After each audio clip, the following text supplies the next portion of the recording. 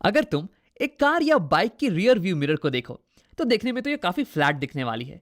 लेकिन अगर तुम इसे छुओगे ना तो तुम्हें ये महसूस होगा कि ये मिरर बाहर की तरफ उभरी हुई है। यानी कि ये मिरर फ्लैट नहीं बल्कि ये कर्व्ड मिरर है। अब तुम सोच रहे होगे हम कर्व्ड मिरर का इस्तेमाल क्यों करते हैं यार, इसके फायदे क्या क्या हैं। और यहाँ पे मिरर पे ऐसा क्यों लिखा हुआ है कि objects in the mirror are closer than they appear, यानी कि मिरर में जो चीजें दिख रही हैं वो असल में और ज्यादा पास हैं, ऐसा क्यों लिखा हुआ है। तो इन सारे सवालों का जवाब देने के लिए हमें पढ़ना पड़ेगा कर्व्ड मिरर्स के बारे में, और असलियत में हमें पढ़ना पड़ेगा बाहर की तरफ मुड़ी हुई मिरर्स के बारे में। तो अब चालू करते हैं। अब पिछले एक वीडियो में हमने बात की थी अंदर की तरफ मुड़ी हुई मिरर के बारे में। कुछ ऐसी मिरर देखो, इसका रिफ्लेक्टिंग साइड ये अंदर की तरफ है, ये केव बना रहा है और इसलिए इसे हम बुलाते हैं कॉनकेव मिरर। अब इस मिरर पे अगर मैं पैरेलल रेस को इंसिडेंट करवाऊं तो ये रिफ्लेक्ट होने के बाद एक पॉइंट से गुजरेंगी, यानी कि concave mirror parallel incident rays को कन्वर्ज कर देता है एक पॉइंट पे, और इस पॉइंट को बुलाते हैं फोकस ऑफ द मिरर। अब देखो, इस वीडियो में हम बात करने वाले हैं बाहर की तरफ मुड़ी हुई मिरर्स के बारे में, यानी कि ऐसी मिरर के बारे में। ये देखो, हाँ, इस मिरर का रिफ्लेक्टिंग साइड ये बाहर की तरफ है, पिछले मिरर का रिफ्लेक्टिंग साइड ये अंदर की तरफ था। लेकिन हम बात करने वाले हैं इस मिरर के बारे में। देखो, इस मिरर को हम बोलते हैं कॉन्वेक्स मिरर, और ऐसा इसलिए क्योंकि वेक्स का मतलब होता है बाहर की तरफ उभरा हुआ। तो अब देखते हैं कि जब पैरेलल रेस इस मिरर पे इंसिडेंट होंगी तो वो रिफ्लेक्शन के बाद कैसी बिहेव करने वाली हैं, कहाँ जाने वाली हैं। तो यहां मैंने ड्रॉ कर रखा है इस मिरर पे कुछ पैरेलल इंसिडेंट रेस। अब देखो, यहां पे हम पैरेलल रेस का इस्तेमाल इसलिए कर रहे हैं क्योंकि इन्हें समझना थोड़ा आसान पड़ जाता है। तो हाँ, मैं हर एक इंसिडेंट रे के लिए इसकी रिफ्लेक्टेड रे को ड्रॉ कर लूंगा और फिर देखेंगे हम कि इसकी रिफ्लेक्टेड रेस कहां से पास कर रही हैं। अब देखो, इसके लिए हम लॉस ऑफ रिफ्लेक्शन का इस्तेमाल करने वाले हैं। हर एक इंसिडेंट पॉइंट पे मैं नॉर्मल ड्रॉ कर लूंगा और उसके बाद मैं एंगल ऑफ इंसिडेंट्स को मेजर करके एंगल ऑफ रिफ्लेक्शन इसे बना दूंगा और फिर रिफ्लेक्टेड रे को ड्रॉ कर दूंगा। अब देखो, यहां पे प्रॉब्लम यह आएगी ना कि इस कर्व्ड लाइन पे हम नॉर्मल कैसे ड्रॉ करें, परपेंडिकुलर कैसे ड्रॉ करें। हमें तो एक फ्लैट लाइन पे नॉर्मल ड्रॉ करना आता है ना, एक स्ट्रेट लाइन पे। तो देखो, इसकी बात हमने की थी पिछले वीडियो में, कनकेव मिरर के वीडियो में। हमने वहां पे कहा था कि जहां पे ये रे इंसिडेंट हो रही है मिरर पे, हम उस पार्ट को मान लेने वाले हैं एक स्ट्रेट लाइन, और उसके बाद उस पर हम नॉर्मल ड्रॉ कर लेंगे, एक परपेंडिकुलर ड्रॉ कर लेंगे। अब अगर तुम्हें ये याद नहीं आ रहा हो तो तुम क्यों नहीं एक बार पिछला वीडियो देख के आ जाओ, और अगर तुम्हें ये याद है तो मैं चाहूंगा कि तुम इस वीडियो को पॉज करो और एक बार खुद से इन सारी रेस की रिफ्लेक्टेड रे को ड्रॉ करो और देखो कि ये कहां से पास कर रही हैं। अब अगर तुमने ट्राई कर लिया है तो अब देखते हैं। सबसे पहले मैं इस इंसिडेंट रे की रिफ्लेक्टेड रे को ड्रॉ करने वाला हूं। तो देखो, ये जो रे है ये मिरर पे यहां पे इंसिडेंट है, इस पॉइंट पे। अब इस पॉइंट पे मैं मान लूंगा कि मिरर का एक छोटा सा हिस्सा, ये छोटा सा हिस्सा ये ऑलमोस्ट फ्लैट है, ऑलमोस्ट स्ट्रेट लाइन है, और ऐसा इसलिए ताकि मैं इस पे एक परपेंडिकुलर को ड्रॉ कर सकूं, एक नॉर्मल को मैं ड्रॉ कर सकूं। हाँ, अब देखो, इस नॉर्मल और इंसिडेंट रे के बीच का एंगल ये हो गया एंगल ऑफ इंसिडेंस, और रिफ्लेक्टेड रे इतने ही एंगल पे रिफ्लेक्ट कर जाने वाली है, तो मैंने बना दिया है रिफ्लेक्टेड रे। ये देखो, सेम एंगल पे ये रिफ्लेक्ट कर रही है, ऑलमोस्ट सेम एंगल पे। मेरी ड्राइंग थोड़ी इतनी अच्छी है नहीं। अब आओ एक और रे के लिए ड्रॉ कर लेते हैं, इस रे का इस्तेमाल करते हैं। देखो, ये रे मिरर पे इस पॉइंट पे इंसिडेंट है। अब मैं मान लूंगा कि मिरर का ये वाला जो हिस्सा है, ये छोटा सा हिस्सा ये ऑलमोस्ट फ्लैट है, और फिर मैं इस पर नॉर्मल ड्रॉ कर दूंगा। ये हो गया नॉर्मल, और ये हो गई मेरी एंगल ऑफ इंसिडेंस, और इसी को मान के मैं रिफ्लेक्टेड रे को ड्रॉ कर लेने वाला हूं, ऐसे। हाँ, अब देखो, ऐसे ही मैंने बाकी सारी इंसिडेंट रे की रिफ्लेक्टेड रे को ड्रॉ कर रखा है। पहले इसे मैं हटा देता हूं, और ये रही सारी रेस की रिफ्लेक्टेड रे। अब अगर तुम यहां पर ध्यान से देखो तो तुम्हें दिखेगा कि ये पैरेलल रेस ये रिफ्लेक्शन के बाद पैरेलल नहीं जा रही हैं, बल्कि ऐसा लग रहा है कि ये सारी रिफ्लेक्टेड रेस ये एक दूसरे से दूर भाग रही हैं। यानी कि कॉन्वेक्स मिरर ये पैरेलल इंसिडेंट रेस को एक दूसरे से दूर रिफ्लेक्ट कर देता है, यानी कि ये इंसिडेंट रेस को फैला देता है। अब इसी को हम इंग्लिश में बोलते हैं डाइवर्ज करना। यानी कि कॉन्वेक्स मिरर की प्रॉपर्टी ये हो गई कि वो पैरेलल इंसिडेंट रेस को डाइवर्ज कर देगा, फैला देगा। अब तुम्हें याद होगा कि कॉनकेव मिरर की प्रॉपर्टी क्या थी। Concave mirror parallel incident rays को एक पॉइंट पे फोकस कर देता था, और इसे हम बोलते हैं कन्वर्ज करना इंग्लिश में। यानी कि कॉनकेव मिरर ये पैरेलल रेस को कन्वर्ज करता है, और कॉन्वेक्स मिरर ये पैरेलल रेस को डाइवर्ज करता है। अब देखो, एक इंटरेस्टिंग चीज, स्टार्टिंग में मैंने तुमसे कहा था कि इन इंसिडेंट रेस की रिफ्लेक्टेड रेस को ड्रॉ करो और देखो कि ये कहां पे मिल रही हैं। अब तुम ये बोलोगे कि ये रिफ्लेक्टेड रेस तो एक दूसरे से दूर जा रही हैं, तो राम ये तो कभी मिलने वाली है ही नहीं। तो तुम्हारी बात तो बिल्कुल सही है, लेकिन यहाँ पे एक इंटरेस्टिंग चीज हो रही है।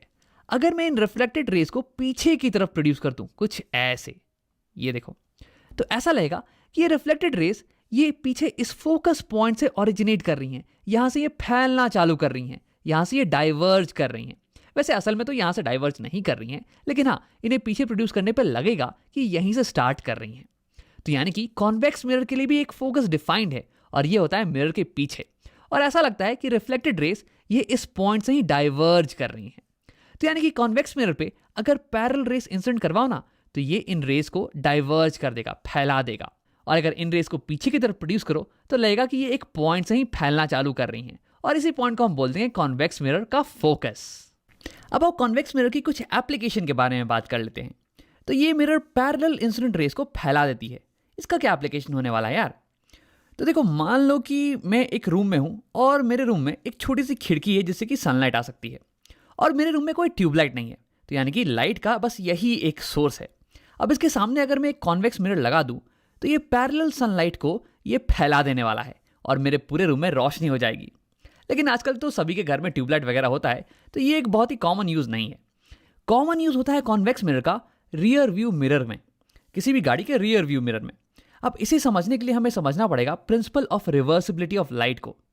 देखो, इसका मतलब ये हुआ कि अगर मैं यहाँ पे लाइट की रेस को उल्टा कर दूं ना, तो भी ये डायग्राम बिल्कुल ही सही होने वाला है। इसका मतलब कि अगर मैं रिफ्लेक्टेड रे को इंसिडेंट बना दूं, इसी रास्ते पे मैं इंसिडेंट करूं रे को, तो वो रिफ्लेक्ट होने वाली है इस इंसिडेंट रे के रास्ते पे। अब इसका मतलब ये हुआ कि देखो, इस केस में हमें दिख रहा है कि पैरेलल रेस इंसिडेंट हैं और ये मिरर इन्हें फैला दे रही है। अब अगर इस मिरर पे फैली हुई रेस इंसिडेंट हो तो ये मिरर इन्हें पैरेलली रिफ्लेक्ट करने वाली है। अब देखो, इसे हमने प्रूव किया था कॉनकेव मिरर के केस में, लेकिन अगर तुम्हें याद नहीं आ रहा हो ना, तो एक बार रिकैप कर लेते हैं। एक रे को मैं लेने वाला हूं, इस पर्टिकुलर रे को लेते हैं, ये इंसिडेंट होकर ऐसे रिफ्लेक्ट हो जा रही है। अब यहाँ पे मैं नॉर्मल ड्रॉ कर देता हूँ, ये मैंने ड्रॉ कर दिया नॉर्मल। तो इंसिडेंट रे और नॉर्मल के बीच का एंगल, इसे हम कहते हैं एंगल ऑफ इंसिडेंस, और ये कुछ मान लो कि 30 डिग्री के बराबर है। अब लॉ ऑफ रिफ्लेक्शन कहता है कि एंगल आई बराबर होने वाला है एंगल ऑफ रिफ्लेक्शन के। तो यानी कि ये हो गया 30 डिग्रीज और ये रे ऐसे रिफ्लेक्ट कर गई। अब देखो, अगर इसी रिफ्लेक्टेड रे के पाथ पे इस बार मैं इंसिडेंट करवाऊं एक रे को, इस बार मेरी रे इसी पाथ पे इंसिडेंट कर रही है और मिरर को हिट कर रही है कुछ ऐसे। तो देखो, ये रे तो ये लाइन ये तो वही की वही है, और ये लाइन ये भी वही की वही है, और इन दोनों के बीच का एंगल ये सेम ही रहने वाला है, इसका मतलब 30 डिग्रीज। तो इस बार एंगल ऑफ इंसिडेंस ये हो गया 30 डिग्रीज, तो यानी कि एंगल ऑफ रिफ्लेक्शन को भी होना पड़ेगा 30 डिग्रीज। तो इसका मतलब कि ये रे ये इस रे पे ऊपर रिफ्लेक्ट करने वाली है। इस बार हमारी रिफ्लेक्टेड रे पिछली इंसिडेंट रे के पाथ पे ही जाने वाली है। अब इसी को हम बोलते हैं principle of reversibility of light. अगर लाइट के पाथ को तुम रिवर्स कर दो तो वो अपना पूरा पाथ फॉलो करके वापस चली जाएगी। अब देखो, ऐसा ही होने वाला है हमारी सारी रेस के साथ। सारी रिफ्लेक्टेड रे को अगर मैं रिवर्स कर दूं ना, तो ये रिफ्लेक्ट होने के बाद पैरेलल वापस लौटने वाली हैं कुछ ऐसे।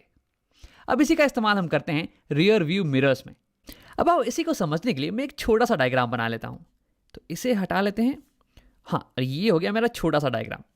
तो तुम्हें दिख रहा होगा कि एक कॉन्वेक्स मिरर पे कितने वाइड एंगल से रेस पड़ रही है। देखो, इस चौड़े एंगल पे यहां से भी रेस आ रही है, यहां से भी रेस आ रही है, और ये सारी इंसिडेंट रे एक ही डायरेक्शन में रिफ्लेक्ट हो रही है।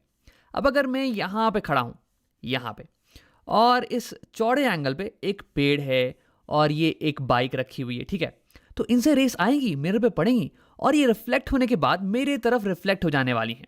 तो यानी कि ये रेस मेरी आंखों में आएंगी और मैं इस पेड़ और इस साइकिल की इमेज को मिरर में देख पाऊंगा। तो यानी कि कॉन्वेक्स मिरर हमें एक वाइड एंगल पे रखी हुई चीजों को देखने में मदद करता है, एक चौड़ा व्यू देता है हमें। लेकिन यही चीज प्लेन मिरर में पॉसिबल नहीं थी। देखो, मैं प्लेन मिरर बना देता हूं। हाँ, यहां पे देखो, ये वाली जो पेड़ से रे आ रही है ना, इसी को मैंने ड्रॉ कर दिया है प्लेन मिरर के ऊपर।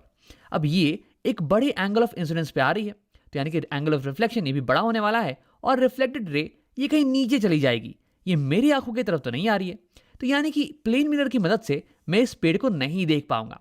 तो इसलिए हम कहते हैं कि कॉन्वेक्स मिरर ये हमें एक वाइड एंगल पे रखी हुई चीजों को देखने में मदद करता है। देखो, अगर इस केस में हम देखें फील्ड ऑफ व्यू, यानी कि कितने दायरे पे रखी हुई चीजों को हम देख सकते हैं, तो यहां देखो, एक प्लेन मिरर के केस में ये दायरा बहुत ही छोटा हो जाता है। इस छोटे से दायरे में जो भी चीजें होंगी ना, बस उसे ही हम देख पाएंगे।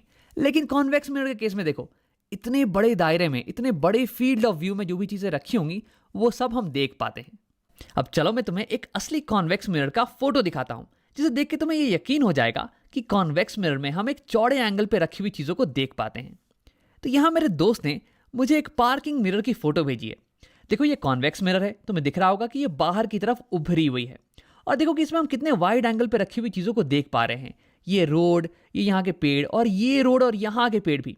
और देखो ये जो दोनों रोड है ना, ये ऑलमोस्ट 90 डिग्रीज पे हैं, और फिर भी हम यहाँ पे पूरी पूरी रोड को देख पा रहे हैं। अब देखो इसका फायदा ये है ना कि अगर इस रोड पे कोई गाड़ी आ रही होगी तो वो इस मिरर में देख के बता देगी कि इस रोड पे कोई गाड़ी आ रही है या नहीं। और अगर ऐसा हो रहा होगा तो फिर वो किसी एक्सीडेंट से बच सकते हैं। तो इसलिए हम इन मिरर्स का इस्तेमाल अक्सर पार्किंग लॉट्स में करते हैं, या फिर रोड पे जहाँ पे रोड शार्प टर्न ले रही हो वहाँ पे हम इन मिरर्स को लगाते हैं। अब देखो यही कारण है जिसके कारण हम इसका इस्तेमाल करते हैं गाड़ियों के रियर व्यू मिरर में। यहाँ कुछ ऐसे देखो, इस छोटी सी मिरर में हम पूरी की पूरी रोड को देख पा रहे हैं। रोड के अगल बगल की जो पेड़ है ना, ये भी हमें दिख रही हैं। तो यानी कि इस छोटे से मिरर में हमें एक वाइड एंगल का व्यू मिलता है कंपेयर टू अगर हम यहाँ पे प्लेन मिरर लगा देते तो। अब एक आखिरी चीज, यहाँ मिरर पे ऐसा क्यों लिखा हुआ है कि ऑब्जेक्ट्स जहाँ पे दिख रही हैं उससे पास में है। अब आओ इसे समझने के लिए हम यहाँ पे आते हैं इस कॉन्वेक्स मिरर पे। देखो एक कॉन्वेक्स मिरर ये ज़्यादा चीज़ों को दिखाता है, ये तो हमने देख लिया है। ये ज़्यादा चीज़ों को दिखाता है कंपेयर टू प्लेन मिरर। इसका मतलब कि सेम एरिया में यहाँ पे ज़्यादा चीज़ों की इमेज मुझे दिख रही है इस कॉन्वेक्स मिरर में कंपेयर टू अगर सेम एरिया का प्लेन मिरर हो तो। अब देखो अगर मुझे सेम एरिया में ज़्यादा चीज़ों की इमेजेस को फिट करना है तो यानी कि मुझे हर एक इमेज को छोटा करना पड़ेगा। अब देखो फॉर एग्जाम्पल अगर सेम एरिया में मुझे 10 के बजाय 15 ऑब्जेक्ट्स की इमेज को डालना है तो इसका मतलब कि हर एक इमेज अब छोटी हो जाने वाली थोड़ी। तो इसका मतलब कि कॉन्वेक्स मिरर में जो भी इमेजेस तुम्हें दिखेंगी ना, वो थोड़ी सी छोटी दिखने वाली है कंपेयर टू प्लेन मिरर। अब देखो हमारे दिमाग को अक्सर लगता है कि जो चीज़ें दूर में रखी होंगी ना वो छोटी दिखती हैं। जैसे कि एक ट्रक अगर तुम्हारे पास में हो तो तुम्हें वो बड़ा दिखने वाला है, लेकिन अगर वही ट्रक दूर कहीं रोड पे हो तो वो तुम्हें छोटा दिखने वाला है। अब क्योंकि यहाँ पे मिरर में हमें चीज़ें छोटी दिख रही है ना, इसलिए हमारे ब्रेन को लगता है कि ये चीज़ें बहुत ही दूर होने वाली है। जैसे कि ये देखो ये ट्रक, ये तुम्हें इमेज में बहुत ही छोटी दिख रही होगी और तुम्हें लग रहा होगा कि ये ट्रक ये बहुत ही दूर है मिरर से, लेकिन असल में मेरे दोस्त ने बताया कि ये ट्रक उसके बहुत ही पास में थी, ज़्यादा दूर में भी नहीं। अब देखो इसीलिए इसी को याद करने के लिए हम यहाँ पे मिरर पे लिख देते हैं कि objects in the mirror are closer than they appear, और इससे बहुत सारे एक्सीडेंट्स बच जाते हैं।